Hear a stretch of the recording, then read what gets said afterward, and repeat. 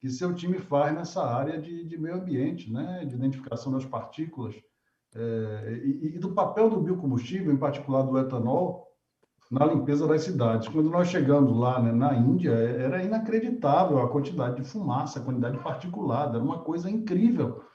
E depois aí de nossa saída, eu acho que em grande parte, como consequência dessa iniciativa, a Índia acaba de anunciar, né, que vai fazer a adição de 20% de etanol no combustível. A Inglaterra está indo também para um caminho parecido.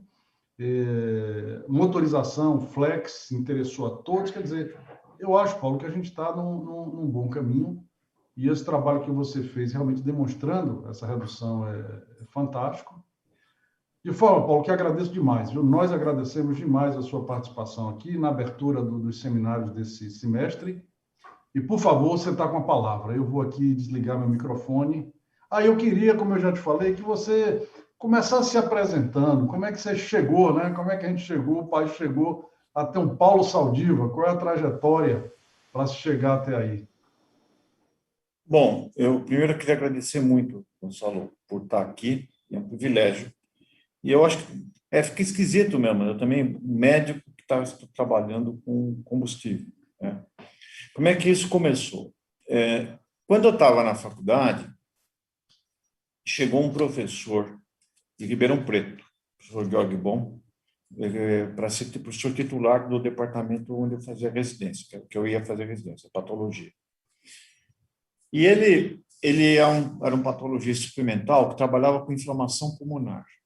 E, na época, se discutia muito a dissociação entre pesquisa aplicada e pesquisa básica, quando, na realidade, é muito difícil separar isso, né? Você tem pesquisa boa ou ruim, tem coisas que são cuja aplicação vai ser descoberta depois, e hoje você usa muito a ciência básica, né?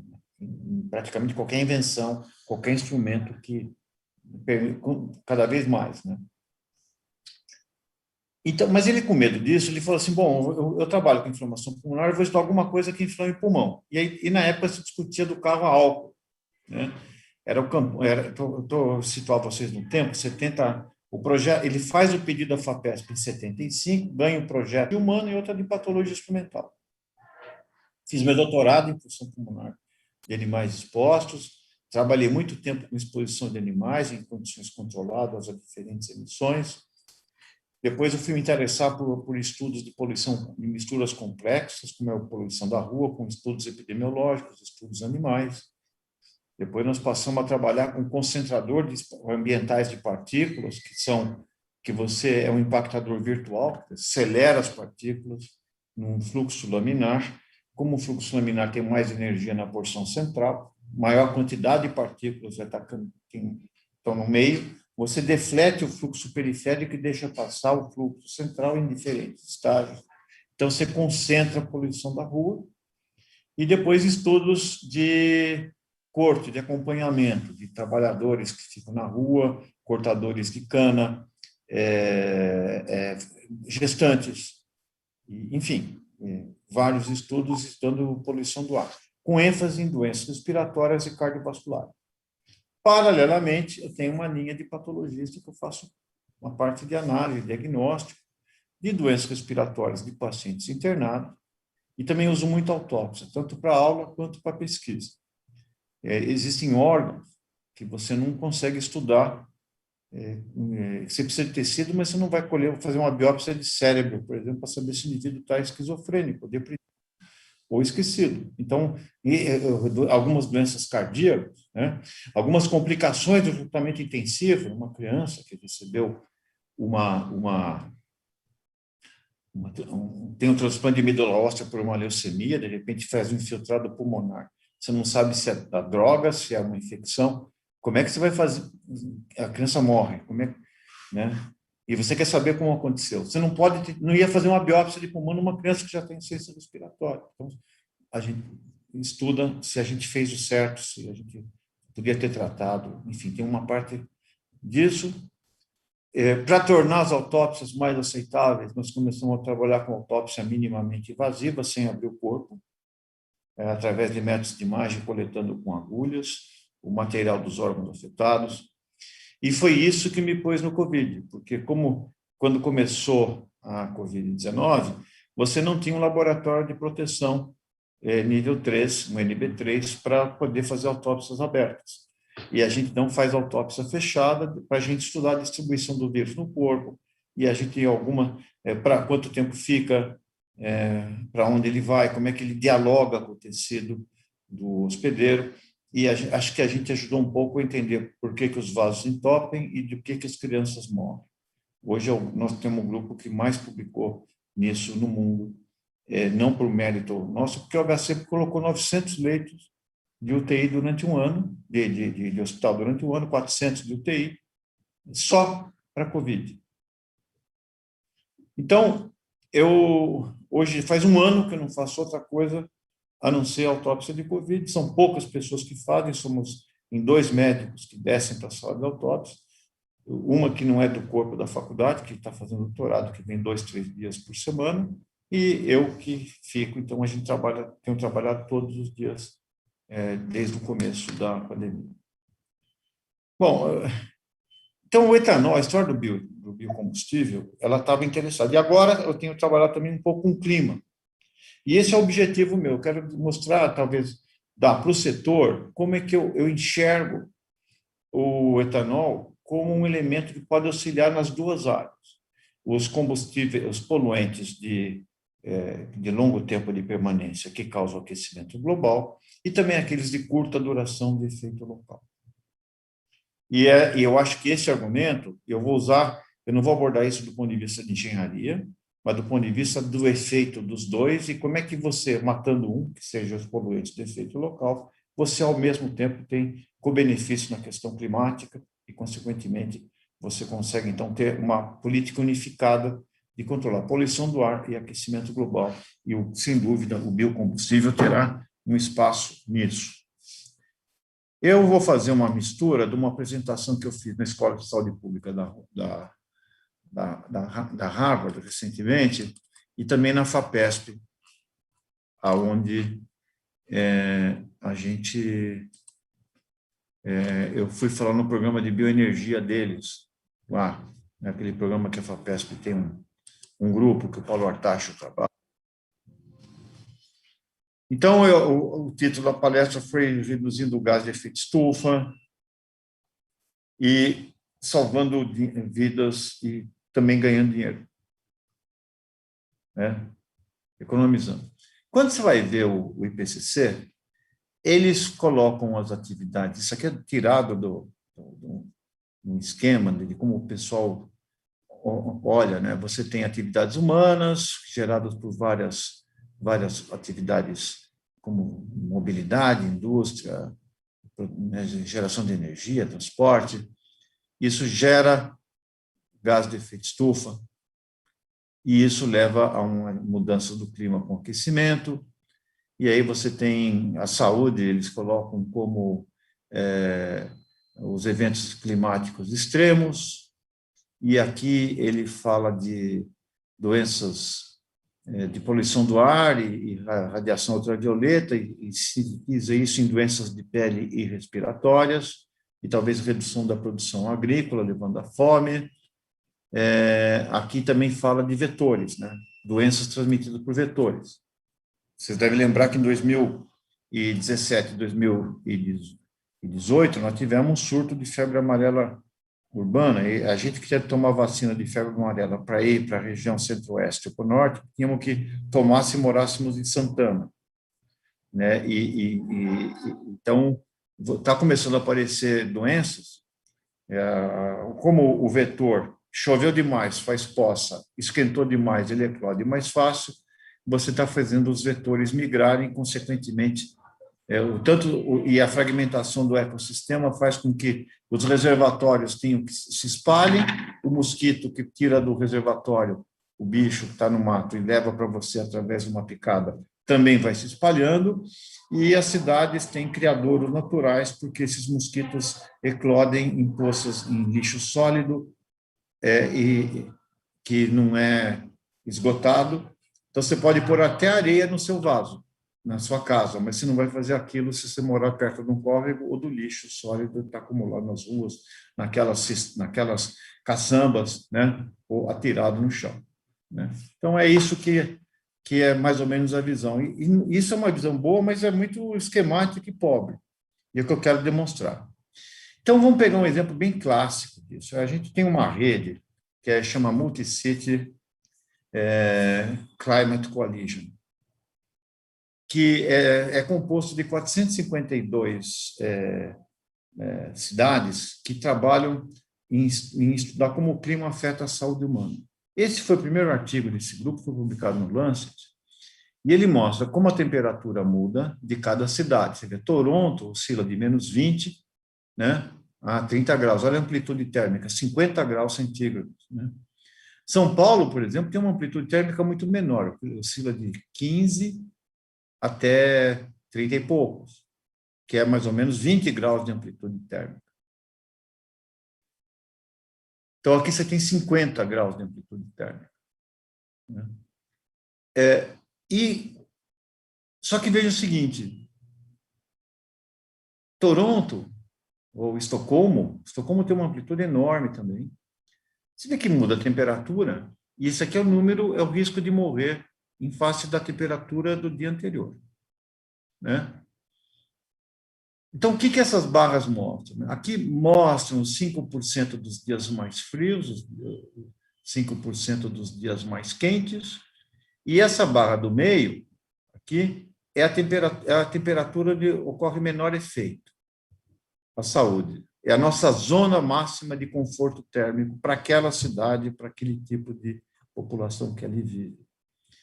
Nota que a mediana, vamos pegar aqui, a mediana de Madrid está em torno de 15 graus. Então, o pessoal em Madrid mora numa cidade que tem em torno de 15 graus.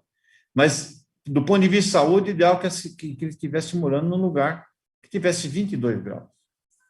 Por que você mora sempre mais frio, né, em relação à zona de conforto térmico?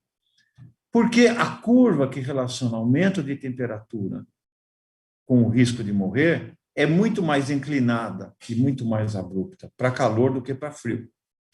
Ou seja, quando a gente sai do paralelo 17, né, na Etiópia, a gente, para ganhar novas latitudes, foi montando progressivamente mecanismos para resistir ao frio, porque para calor a gente já tinha, o Sapiens já tinha começado ali. E é mais fácil você pôr um casaco e acender uma fogueira do que ligar um ar-condicionado.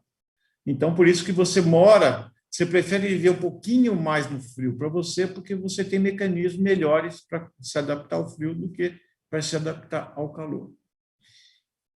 Veja outra coisa, né? A amplitude térmica de São Paulo é muito pequena, né? Você está no conforto, numa faixa relativamente baixa, entre 19 e 25 graus. Ao contrário de Toronto, você tem uma zona de conforto enorme. Isso é devido à construção da cidade, o tipo de móvel, de estrutura, de habitação, e também a fenômenos fisiológicos, eu vou voltar para frente. E você veja, por exemplo, tem cidades, veja Nova York, ela tá muito mais resistente a frio do que a calor. Londres, que é uma cidade mais antiga, Roma, Madrid, eles têm uma resposta bifásica, pelo tipo de construção, pelo tipo de estrutura da cidade. Então, é tanto a biologia nossa quanto a infraestrutura urbana que afetam isso. Mas só para você ter uma ideia, quando a temperatura de São Paulo começa a entrar nos 5% dos dias mais quentes, o risco de morrer gente de morte natural aumenta 50%, que no caso de São Paulo é mais ou menos 100 pessoas por dia. Então, já existem efeitos da amplitude térmica. Vamos para frente. Vamos ver a comparação nesse estudo, que são 452 cidades do mundo, a gente estudou algumas capitais brasileiras. São Paulo começa a morrer de calor quando você aumenta de 25 graus. Teresina começa a morrer de frio quando você está em 25 graus. Então, isso se deve a um processo de aclimatação e depende de quantidade de uma gordura metabolicamente ativa chamada gordura marrom, que é uma espécie de aquecedor que você tem dentro do teu corpo. É uma gordura com bastante mitocôndrias porque o grande desafio que a gente tem quando sai do útero É que no útero você está 36,5 graus, 36,7, né? Enquanto que, quando você vai para a rua, você nasce, você está numa variação do ambiente. Por isso que, quando o prematuro não amadureceu bem o sistema de termorregulação, ele vai para uma incubadora. E ele já tem uma incubadora que ele nasce. Essa gordura marrom é uma gordura que tem muita mitocôndria, e quando esfria, sob a ação da adrenalina, e alguns mediadores que o sistema nervoso faz, ela tem uma proteína chamada termogenina que desacopla o ATP. Então, você começa, é como se estivesse queimando, ligando uma fogueira dentro dessa gordura, aumentando a temperatura. Então, isso varia. A quantidade dessa gordura marrom, ela pode se manter nos ambientes muito frios ou desaparecer com a idade, principalmente na puberdade, nos ambientes mais quentes, né? A densidade e os tipos de termorreguladores, e, enfim, todo o mecanismo de processamento do sinal que capta a temperatura da pele e leva até o sistema nervoso central se adapta a esse tipo de situação. Agora vamos pegar São Paulo só, né? São Paulo, na média, está assim, né? Ondas de calor matam, ondas de frio matam. Se você separar a cidade de São Paulo em duas, como é que você vê em várias, né? Usando, então, subprefeituras ou bairros, aqui é a curva de... Como é que você lê? Aqui é o risco de morrer, aqui é a diferença do dia da morte, um dia antes, um dia... né? Aqui é a mudança de temperatura e aqui é a morte no dia que a temperatura mudou e nos dias subsequentes. Você vê que em Itaquera, quando esquenta, o pico maior de morte é no dia mesmo. E perdura por talvez 2 dias. Em Parelheiros, é quando esfria que morre. Itaquera é um deserto de concreto, com muito pouca cobertura urbana, e Parelheiros é uma região vegetada próxima de uma represa com umidade relativa bastante grande.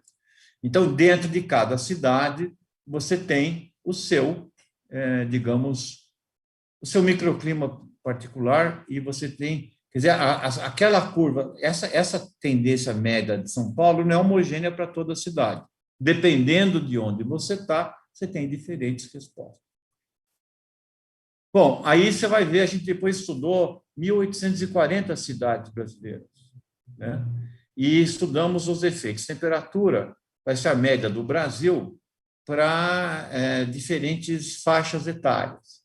Então, você vê que as ondas de calor, eu estou pegando o percentil 90 mantido por 2 dias, percentil 90 mantido por 3 dias, percentil 90 temperatura com 4 dias, e vendo que as ondas de calor, quer dizer, estudando diferentes níveis de temperatura e tempos de manutenção, né? E aqui você vai ver o seguinte, que as mulheres, né, aqui é homem e mulher, aqui são crianças até 9 anos, e há pessoas começa a subir a partir de 70 anos a curva de mortalidade. Tá? São os extremos. As crianças, porque o termostato ainda não se adaptou, e os idosos, porque quebrou. Quebrou ou por obesidade, ou porque tem diabetes e desnervou a capacidade de fazer vasoconstrição, ou os vasos não se mexem bem por causa da aterosclerose, né? Então, quando esfria, em geral, você faz vasoconstrição para tirar a superfície, o sangue da periferia, e o coração e joga adrenalina para o teu metabolismo aumentar, aumenta o hormônio tiroidiano, você começa a ter estímulo muscular, você faz até aquele tiritar, o músculo começa a contrair como se estivesse correndo e aquecer.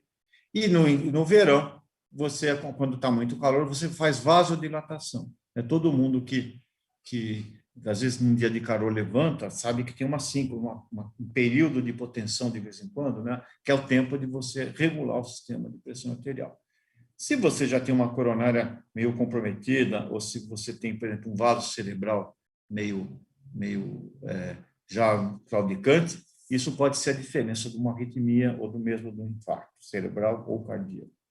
A perda de volume pelo suor retira volume circulante. São doenças cardiorrespiratórias, metabólicas, né?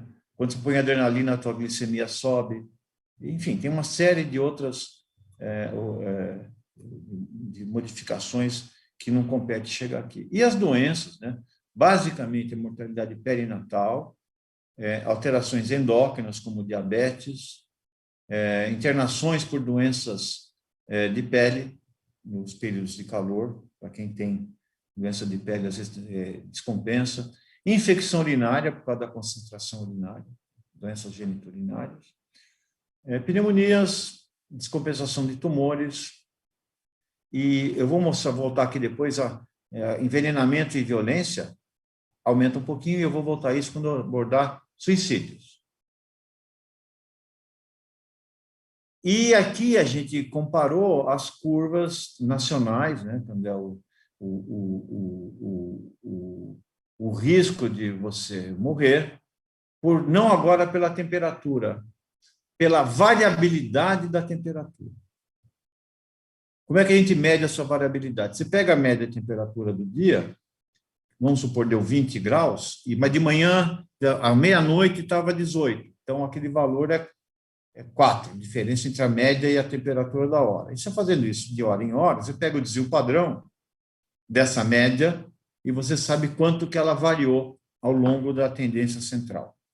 E aqui você vai ver que, e eu fiz isso a gente fez isso para a variabilidade do dia, 2 dias anteriores, 2 dias, 3 dias e 4 dias. Então, você vai ver que, quando, em geral, o maior efeito, quando a variabilidade é muito grande, se aumenta 2% a mortalidade no Brasil.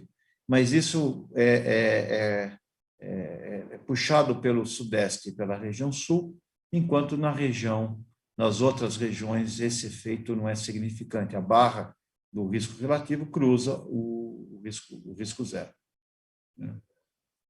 Então, quando você põe um número maior, você vê que, basicamente, a variabilidade dos 2 dias, né, do dia da morte, o dia precedente, é que são importantes para determinar o teu risco de morrer. E aqui a gente vê também, isso é um estudo também do 1800, a gente mediu temperatura e internação hospitalar durante 15 anos. Então, a gente, somando isso, né, a gente mostra que quando o dia, aquele dia que você põe casaco, tira casaco, tal, a estimativa média do Brasil é isso. E a mudança climática está fazendo com que a variabilidade da temperatura aumente. Os extremos climáticos ocorram dentro de um tempo menor. Nível socioeconômico, né? Primeiro, desnutrição. A gente pegou pessoas que entraram desnutridas nos hospitais, elas são particularmente vulneráveis, porque você não tem tecido gorduroso, você tem dificuldade de se adaptar à situação, e também a gente vai ver que a gente comparando a mesma região, você pega a estação quente, faz nos primeiros 2 meses da estação quente e depois os 2 meses finais, né, do verão de cada região, você vê que no início, né, nos primeiros 2 meses, o coeficiente de temperatura é maior em termos de risco de admissão hospitalar. Ele tende a decair nos 2 meses subsequentes. Você não sabe se isso é aclimatação de curto prazo ou se os vulneráveis foram colhidos, efeito colheita. Quem estava com a saúde muito comprometida morreu e não pode morrer 2 vezes, né? Então, ele internou e ele tem uma descompensada ali. Bom, e esse é o último que a gente... eu vou usando fatores sociais e econômicos. Quanto mais pobre, né, quanto menos educado, quanto pior a urbanização, quanto menor a renda familiar, quanto menor for a participação em produto interno bruto per capita e ou classificação do Banco Mundial, né, a gente vai ver que, à medida que você fica mais pobre, o risco de morrer aumenta por uma mudança de 5 graus. Quer dizer, aumentou 5 graus a temperatura, né? Você vai ver que o risco de morrer pode aumentar em torno de 5% a 6%. não é de morrer, de hospitalização. A gente calcula hoje que no Brasil, mais ou menos 1,2% das internações já são existentes, são devidas por vários desfechos por mudanças climáticas. Isso custa pelas mudanças do clima urbano. E isso já custa dinheiro. Você pode precificar isso em termos de custos diretos e custos indiretos, inclusive com perda de produtividade de trabalho. Bom, e a última coisa que eu quis mostrar é um estudo global, mundial, que a gente estudou 450 cidades, avaliamos 18 milhões de suicídios nessas cidades, e a gente viu que, quanto aumenta a temperatura, o risco de suicídio aumenta.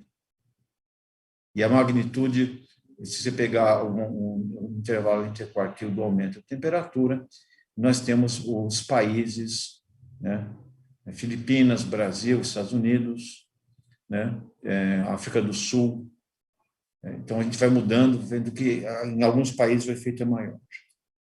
Então, não é só luz, né, do dia, porque tem desde países frios, né, como até países tropicais, não é o ciclo de luz, isso aqui é independente do ciclo de luz. No mundo, os períodos mais quentes estão associados com maior agressividade, inclusive autoagressão. Bom, agora vamos pegar o segundo componente. Quem esquentou produz isso também, que é a poluição do ar, que é a vista da minha cidade, pulmão do não fumante, que a gente vê essa tatuagem de carbono, essa fuligem do ar, ela penetra no pulmão, deposita, causa uma reação inflamatória e provoca uma cicatrização. E isso depende, essa nuvem, embora seja homogênea, você vai ver que tem lugares que é pior. Aqui elas são medidas de material particulado 2,5, feitas aqui na estação de ônibus, em frente à Faculdade de Medicina. Chegam os pacientes que vieram ao HC, que vão voltar para casa, eles ficam aqui. E embora o padrão diário do PM2,5 está em 20, da Organização Mundial de Saúde, é 20 microgramas por metro cúbico, e aqui você tem uma média que vai, ao longo de várias horas do dia, né?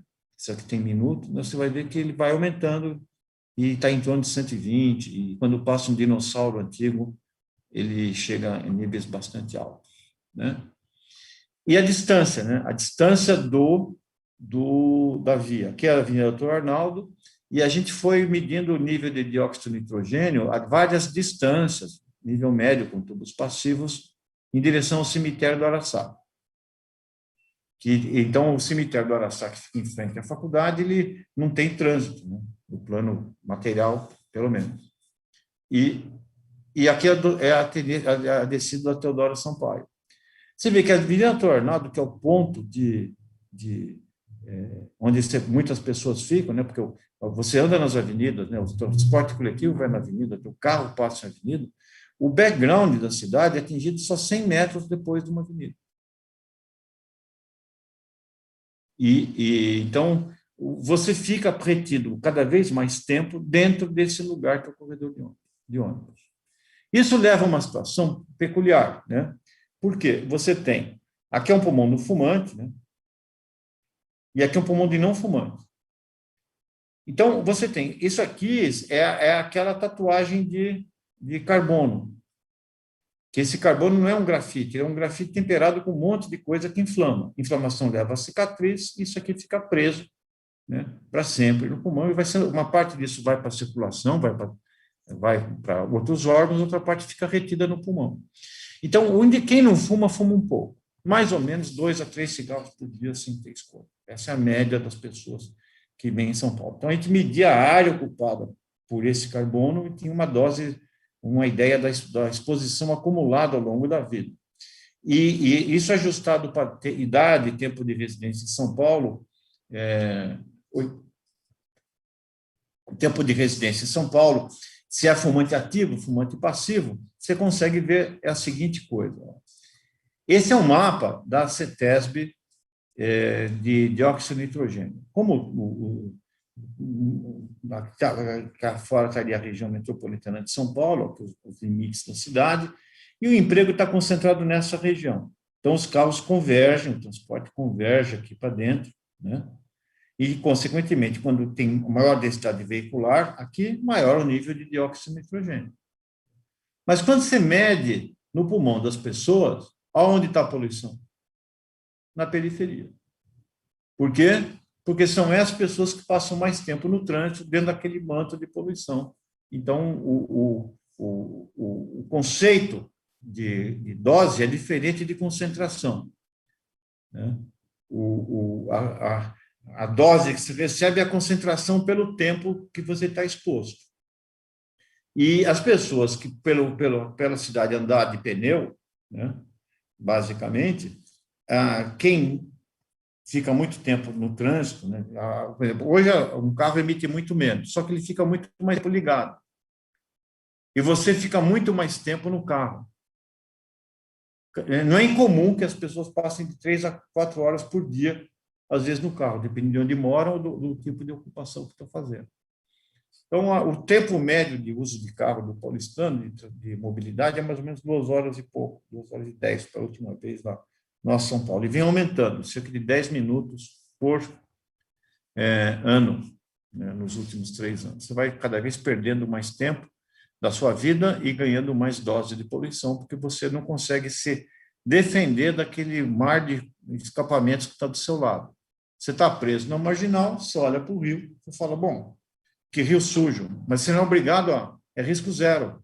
Você não vai obrigado a beber aquela água, nem nadar naquele rio. Mas quando você está respirando, você não consegue comprar ar engarrafado. Então, você tem que respirar aquilo que você tem. Então, é esse o problema. O risco, a capacidade de defesa é menor e, ao mesmo tempo, ele é desigual. Porque você vê que os mais pobres são os que levam a maior dose para casa, porque são aqueles que permanecem mais tempo no trânsito. Bom, o que acontece quando você respira isso, né? A relação entre o risco de morrer no dia seguinte para idosos acima de 60 anos e a poluição em termos de partículas é uma linha reta. Não tem gatilho.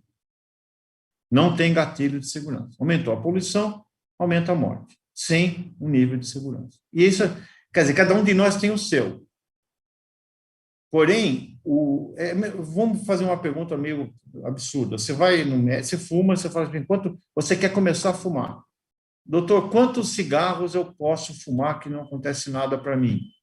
Ele não vai saber responder. Se você for o Niemeyer, pode fumar quanto quiser. Ele fumou charuto, viveu mais de 100 anos, vivia fumando o tempo todo. Agora, tem gente que não, por conviver com fumante faz câncer. Então, depende muito do seu polimorfismo genético, dos seus mecanismos de reparo. Então, a soma das vulnerabilidades individuais, no ponto de vista populacional, não tem, elas vão se somando e, consequentemente, aqui, mesmo com nível baixo, uma fração pequena da população vai responder, né? E não tem como você garantir que a cidade toda, ninguém na cidade vai ter algum problema de saúde. Ou seja, padrão de qualidade do ar que vise segurança absoluta não existe. Você tem que trabalhar o menor possível, né, dentro da possibilidade econômica. Né?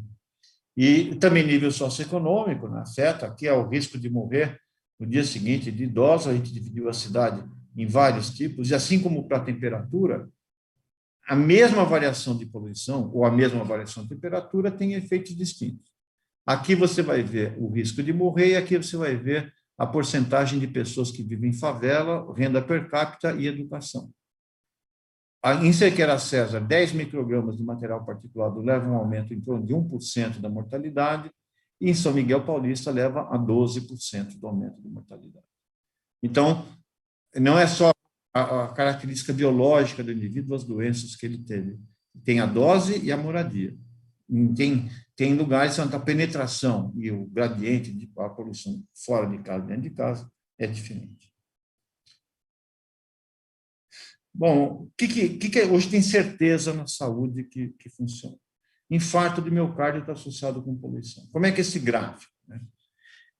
Aqui é o risco absoluto. Então, se você cheirar cocaína, aqui é o risco de morrer em relação ao não cheirador de cocaína, ajustado para várias covariáveis, em torno de 25 vezes maior.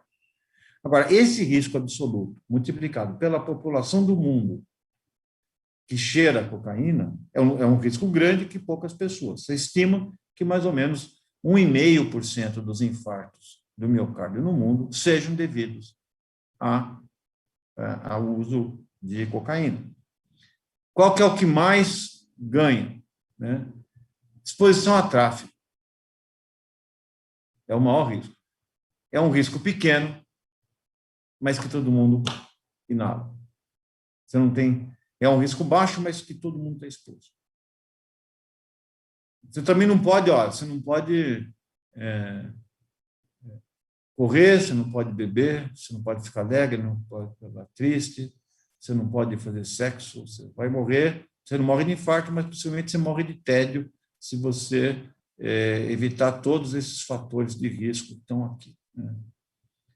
E câncer, né? Câncer também dá. Então, doença respiratória, como eu mostrei, câncer, né? Aqui, esse artigo foi publicado no Lancet também, eu fiz parte do grupo que fez esse estudo, a meta-análise de todos os riscos. Você pode ver que a gente analisou toda a literatura toxicológica, molecular e os estudos de acompanhamento de população por longo tempo, e a gente viu que, para cada 10 microgramas de material particulado fino, o risco de você ter câncer em relação ao que você tinha geneticamente aumenta 9%. Se você for um ex-fumante, ele aumenta 16%. E para um determinado tipo de tumor, se você for ex-fumante e para adenocarcinoma, em torno de 25%. Então, é um risco, como eu disse, baixo, mas é que o número de pessoas expostas é muito grande. Então, uma fração razoável dos cânceres de pulmão se deve à poluição do ar externo, pelo qual o indivíduo não tem lição nenhuma. No cigarro, você decide se vai acender ou se vai apagar, enquanto que a poluição do ar você não tem controle individual. Então, essa estimativa geral, dose de resposta do estudo feito de agora de efeitos crônicos, né? O risco de você morrer aumenta linearmente com a poluição do ar. Isso é um estudo já não de cidades individuais, mas de várias cidades combinadas. E isso aqui o maior risco é para a doença respiratória, do trato respiratório inferior, aqui para infarto do miocárdio e aqui depois para câncer de pulmão, bronquite crônica e AVC. Então, não precisa mais, e essa é a curva, esse trabalho a gente publicou, não coloquei aqui, tem um artigo que a gente publicou no New England Journal of Medicine, que saiu agora em 2020, que faz os efeitos agudos. Então, não tem mais dúvida que tem, o que eu estou dizendo, essas doenças que estão listadas aqui, tem evidência máxima de plausibilidade da associação de poluição do ar. Ou seja, se você quiser estudar a poluição do ar hoje para saber se faz isso, você vai ter que ter um projeto muito bom para alguém pagar. A mesma coisa que cigarro. Se cigarro faz mal para isso, causa essas doenças, você vai ter que... Não precisa. A pesquisa tem que ser colocada agora para redução. Né? E aí que vai entrar a parte final. Então, eu falei tudo isso para preparar para 2 slides que estão aqui. Eu vou simplificar, né? Vou chegar aqui. Né? O efeito agudo de saúde, ou efeito devido ao adoecimento da população, é fácil de precificar. Você tem tabelas, você tem o valor estatístico da vida humana, você consegue saber os anos de vida produtivo por adoecimento ou por morte, né? E você vai ver, então, qual que é os efeitos, primeiro, da temperatura em si. Se você controlar, aqui estão os diferentes cenários do IPCC, né? 2 graus centígrados, menos 5, todos os cenários do IPCC, você vê que, se você mantiver você vai ter um aumento de mortes, vai morrer mais ou menos o número de pessoas que você podia evitar, né? Mais ou menos vão morrer 120 milhões de pessoas devido à poluição do ar nos próximos 10 anos, e das mudanças climáticas. Isso não é direto, não é porque caiu, desbarrancou, inundou, é por aquelas doenças que eu mostrei, que é AVC, pneumonia e descompensação de diabetes, causas naturais. Então, você pode tirar um número grande, né, de cerca de 12 milhões de pessoas por ano. Aqui, no caso, se eu baixar aqui de 120 se fizer esse cenário, você vai ver que você vai reduzir 20 milhões de pessoas, você vai ter quase, em 10 anos, são 2 milhões de pessoas. É mais ou menos o Covid por ano, se você usar a redução. E você pode, então... Bom, só que para esses que morrem, tem os que adoecem. Então, tem o custo do sistema para manter as pessoas vivas. E se o indivíduo morre mais cedo, ele tem um tipo de produtividade que a família dele paga a conta, que é a produtividade por anos de vida perdida. E aí você vai ver, então, quanto custa você reduzir poluição, né? Custa caro, né? Tem que mudar a matriz de combustível e tal. Mas quanto você ganha? Combinando as mudanças climáticas e combinando os efeitos de saúde. Você ganha mais do que gasta.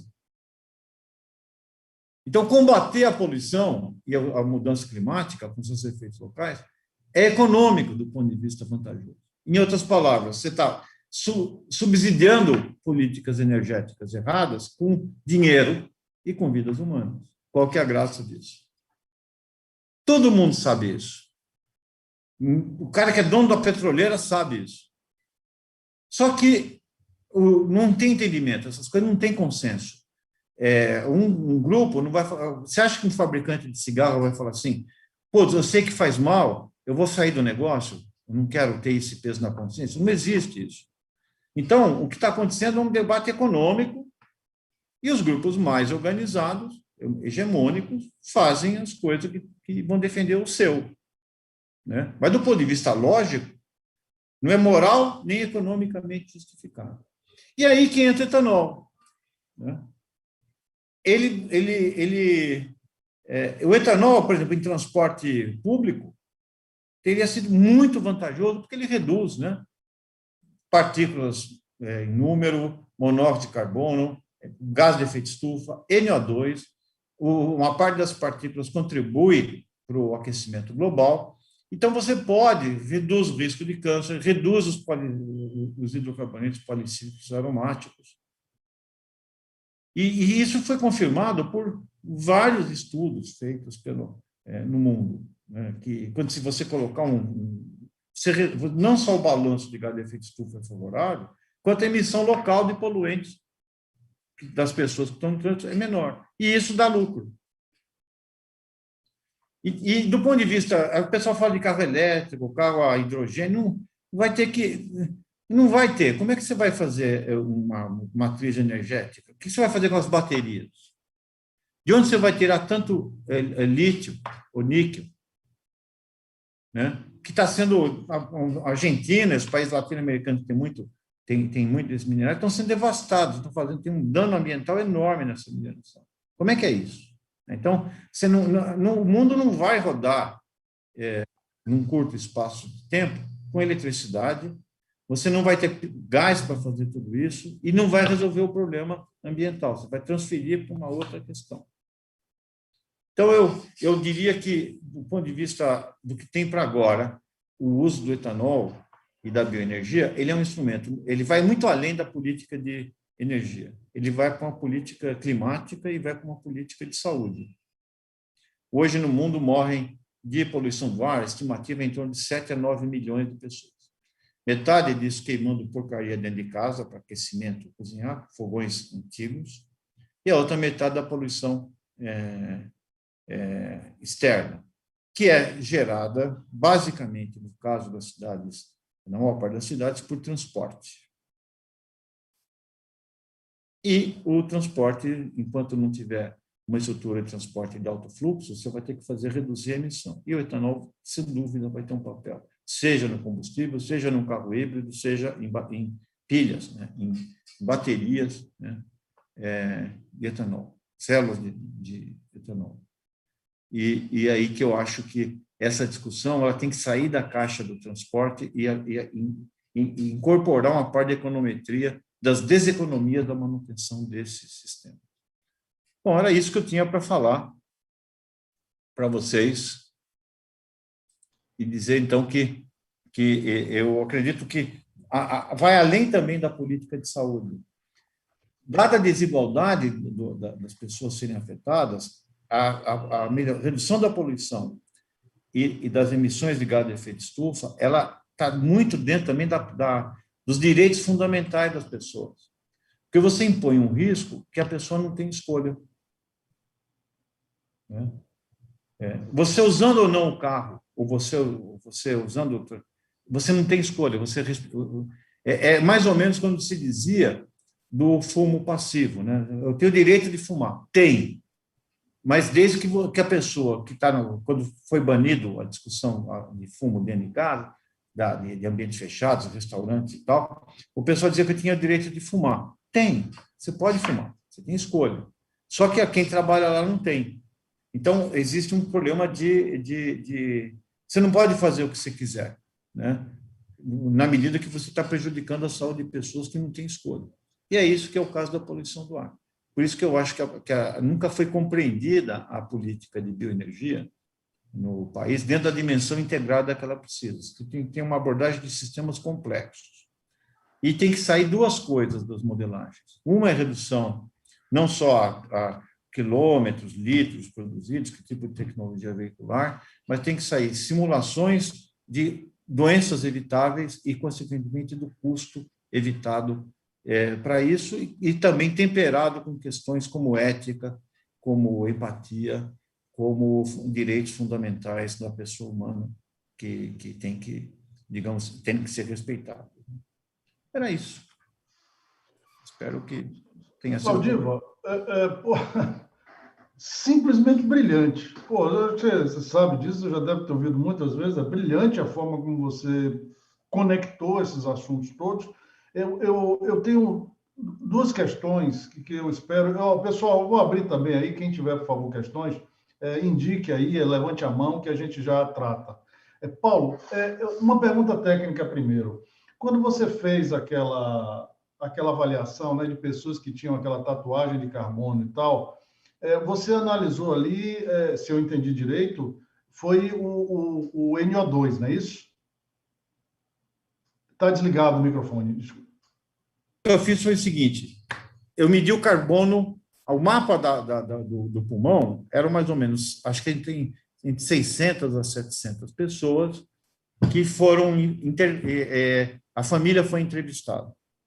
Quanto tempo ele mora, quanto tempo ele se deslocava, que ocupação que ele tinha, ele residiu em quanto tempo. Aí você tinha, por exemplo, a casa dele está perto de uma grande avenida, qual a densidade e o tipo de tráfego que existe naquele lugar, e ajustando para essas coisas que esfumaçam o pulmão mesmo.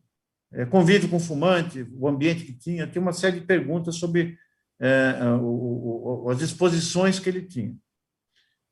E ajustando para essas covariáveis. Então, pessoas mais velhas que ficavam mais tempo em São Paulo têm mais, teve tempo de acúmulo, né, maior. E você tinha pessoas que fumavam e não fumavam. Então, você conseguia transformar o equivalente tabágico, você conseguia transformar aquele carvão, quantos cigarros representaria e quantos cigarros ele fumaria por dia. E o mapa, e a gente usou o NO2, no mapa, na verdade, aquele estudo que eu mostrei do NO2 foi da Helena Ribeiro, da Escola de Saúde Pública, que tinha já geocodificado e modelado as concentrações de NO2, que é o marcador da emissão automotiva fresquinha liberada em qualquer veículo emite NO2. O NO2 está no meio da cidade, mas a poluição no pulmão das pessoas está na periferia.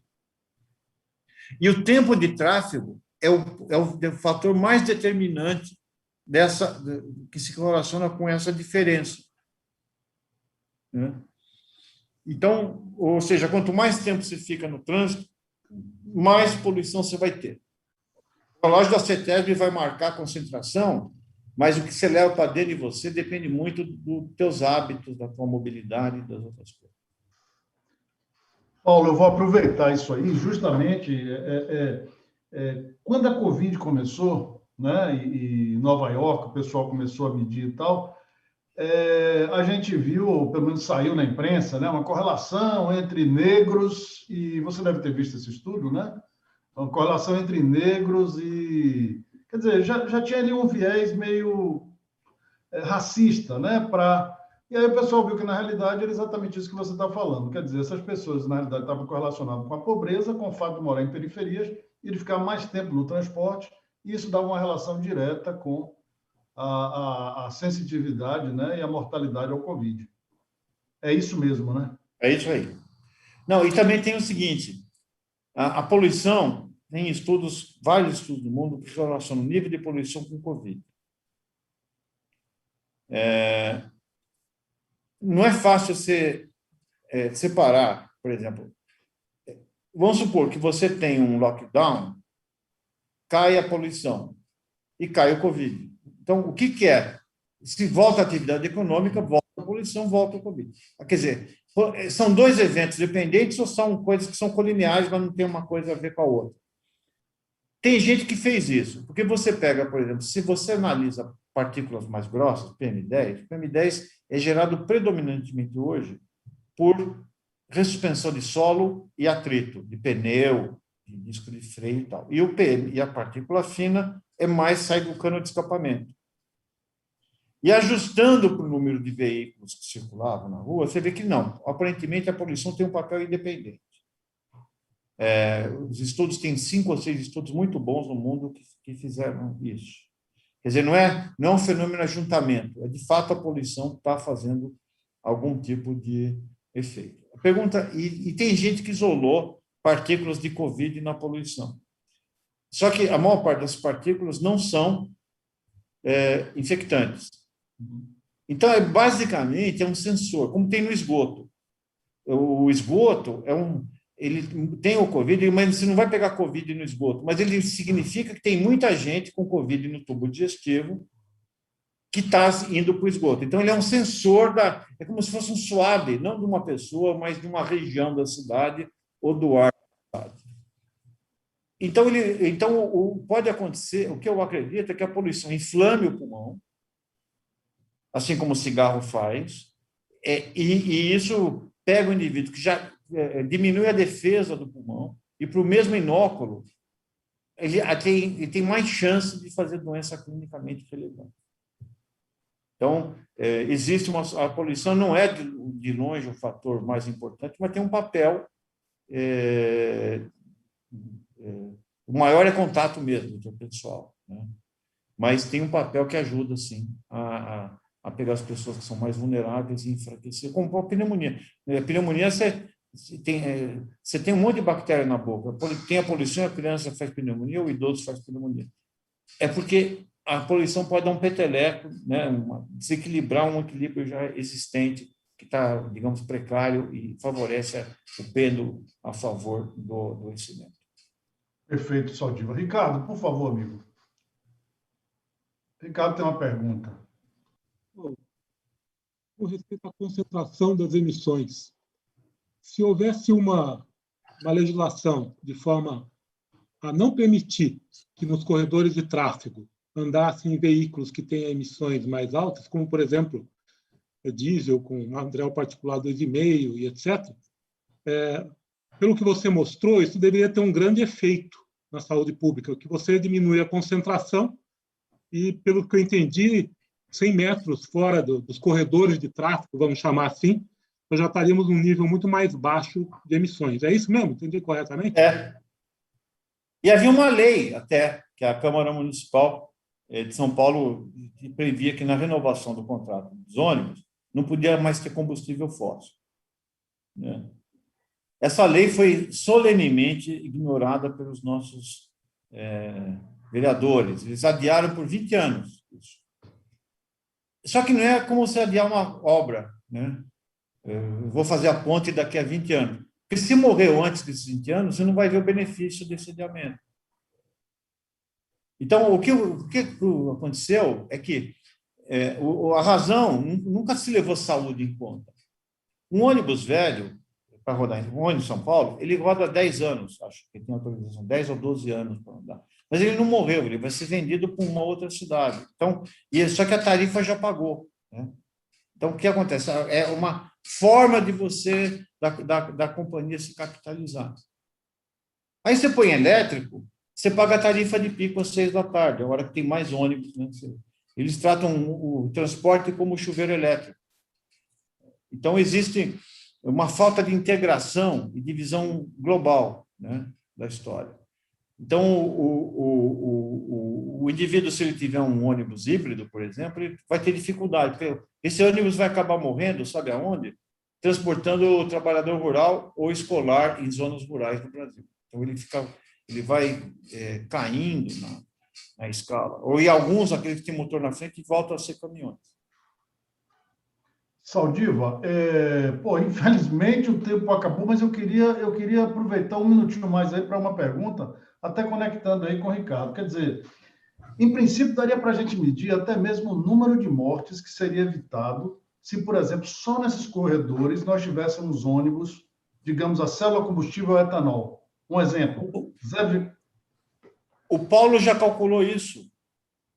Já fez simulações de cenários de substituição parcial do diesel por outros combustíveis. E dá lucro. Ou seja, estamos faltando. Você está sendo elogiado aí pelo Marcelo Morandi, chefe da Embrapa de Jaguariúna.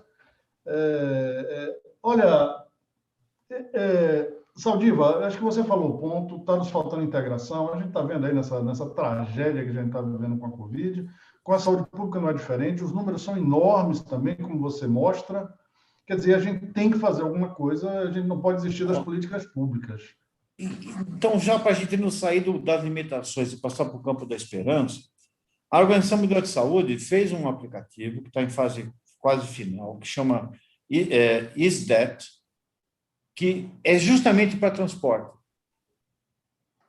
onde você faz, mesmo que a cidade não tenha uma estação de monitoramento, eles usam os dados de satélite, né, globais disponíveis, e você tem e você modela uma intervenção na matriz de combustível ou no tipo de transporte, ele te dá número de doenças evitadas, número de mortes evitadas e quanto dinheiro você economiza com saúde. E aí você dá para o gestor um instrumento para ele ver o best buy, né? E fazer política baseada em custo, porque todo prefeito está com o orçamento batendo no nariz. E então eu acho que esse é um como eu disse, já não adianta, não precisa mais dizer que faz mal. Você tem que ter instrumentos de implementar as mudanças já disponíveis. Perfeito. Né? E eu acho que esse seria um bom... Aqueles caminhõezinhos, né, que rodam fora, que emitem fumacê, aqueles caminhõezinhos de baixo porte, isso seria um bom caminho, tanto para usar gás natural como combustível de substituição, que a gente enterra em Santos, porque está comprando petróleo boliviano, não tem mercado, né? E como também para biocombustível. O ônibus híbridos. Então, existem intervenções que você pode negociar, inclusive, setorialmente, né? Para isso. Eu acho que precisaria ter... só que pega o cara que planta tabaco. Para ele, o tabaco é um bom, ele mantém a família dele com aquilo. Então, mas por que o tabaco foi tão pesado? Porque fizeram a conta. Porque para cada unidade de imposto que você arrecada de tabaco, você gasta pelo menos 6 de saúde, ou perdas para familiares. Então, o argumento não foi humanitário, foi econômico. E a China está pegando isso de redução de poluição, investindo no estrago, porque ela perde dinheiro. Então, onde a vida humana tem valor, você consegue ir mais rápido, onde a cidadania é maior. Então, você vê na situação que as grandes montadoras no Brasil, elas não são únicas. Estou dizendo que elas estão lutando no Congresso para que você não implemente as metas de redução de emissão, que são basicamente colocar o que eles fazem na Europa 4 anos a 5 anos depois aqui no Brasil. Qual que é o argumento que diz que o pulmão do brasileiro é mais resistente que do sueco? Então, isso é uma forma de racismo, falando em bom português. Perfeito, concordo totalmente. É um racismo ambiental, quer dizer, o padrão de atuação das empresas não acontece só com combustível, acontece ou com automóvel, acontece com bula de remédio, acontece com uma série de outras coisas. Ele varia conforme o código de endereçamento postal das pessoas. É isso. Então, isso chama-se racismo ambiental. Concordo totalmente. Saldiva, para a gente finalizar, eu queria dizer o seguinte: nós estamos trabalhando, né, um grupo, o Ricardo Abreu, a Unicamp, USP, um grupo de pesquisa, a gente está tentando articular, ou melhor, está articulando, inclusive com as montadoras, para a produção de uma van, né, ou um ônibus de baixo porte, exatamente na lógica que você falou, porque a gente acredita que isso é um excelente negócio para as montadoras, e isso é o que definitivamente vai convencê-las, e creio que para a saúde pública, para a mortalidade, vai ter um impacto enorme. Eu vou buscar aí, claro, estamos mantendo contato com o Paulo, com você, queríamos aprofundar esse projeto, colocando esses números, né, do que é que pode significar em termos de melhoria da vida humana, né, e de salvar vidas. Então, a gente até fez um projeto do CNPq que está pronto, que foi uma coisa engraçada, né? Ele foi aprovado no edital do CNPq, depois o pessoal não gostou, talvez, de uma das pessoas que estava liderando o projeto, lá em Brasília, e, de repente, o projeto foi aprovado e depois foi substituído por outro, né? De uma forma misteriosa. E que era exatamente isso. Fazer uma ferramenta de calcular a intervenção de transporte e combustível para dar para os prefeitos escolherem, terem essa informação quando for decidir o tipo de transporte que vai operar. Paulo, vamos fazer isso. A gente encontra outras formas. Vamos fazer isso. E tem o pessoal, a equipe que está montada nesse projeto sabe fazer isso. Perfeito. Só um instantinho, vou só avisar. Eu estou entrando no Chique. Já...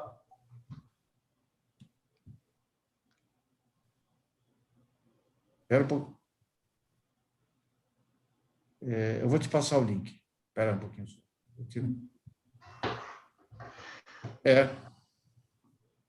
Bom, pessoal, enquanto o Paulo... Só que eu estou acabando uma aula aqui, já vou entrar lá. Espera um pouquinho.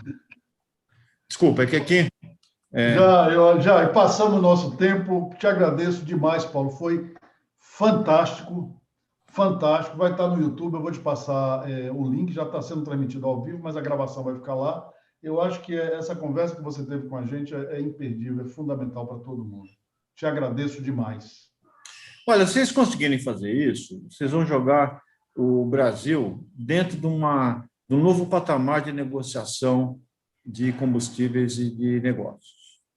Quer dizer, você vai incorporar, além do poço à bomba, ou do campo à bomba, você vai colocar outras dimensões que poderiam, digamos, fazer uma política ambiental muito mais decente, muito mais sustentável, muito mais humana, né, e muito mais em benefício da população.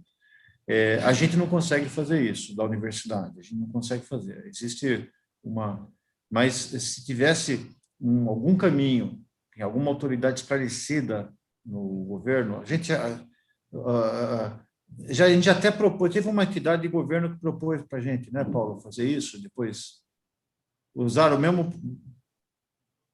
eu acho que o próprio setor mais esclarecido... Foi a EPE, seguindo as recomendações de 2019 que nós fizemos para eles, e eles não puderam fazer um contrato, agora, em fevereiro, eles lançaram um boletim técnico usando os cálculos que a gente tinha recomendado para eles.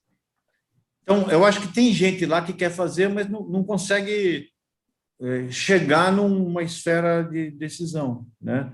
Então, eu acho que tem gente no governo disposta a fazer o certo, né? E eu acho que a gente tem que ter um novo entendimento, porque os interesses são diferentes. Se você chegar e falar assim, eu vou inventar um remédio que destrói o coronavírus, eu vou ganhar um prêmio, porque o coronavírus não dá emprego, ele tira emprego.